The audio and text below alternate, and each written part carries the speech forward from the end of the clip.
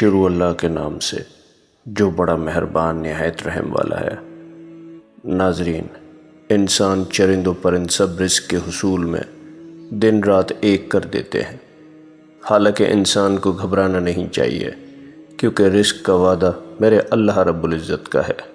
یہاں پر ایک بات مد نظر رکھیں کہ ایک نامولود بچے کو جب بھوک لگتی ہے تو وہ رو کر اپنی ماں کی توجہ اپنی طرف متوجہ کرتا ہے اور یہ ظاہر کرتا ہے کہ اسے بھوک لگی ہے، اور پھر ماں اس کی بھوک مٹاتی ہے۔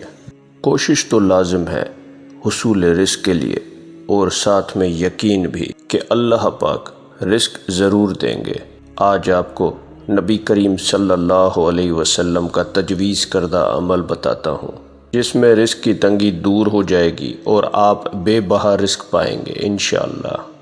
اس بیش قیمت عمل کے پیچھے ایک واقعہ ہے، وہ یہ ہے، ایک صحابی نے عرض کیا، یا رسول اللہ صلی اللہ علیہ وسلم، دنیا نے مجھ سے پیٹھ پھیری۔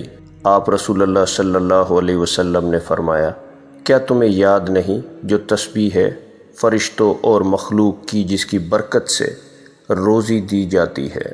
جب صبح صادق طلوع ہو تو یہ تسبیح 100 بار پڑھا کرو، دنیا تیرے پاس ذلیل ہو کر آئے گی۔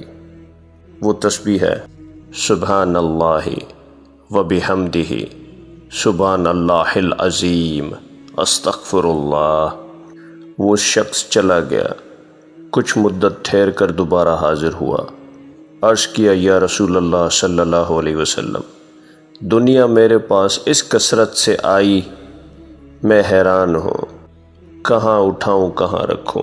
جو عمل میرے نبی حضرت محمد مصطفیٰ صلی اللہ علیہ وسلم نے بتایا ہوگا وہ کتنا طاقتور ہوگا۔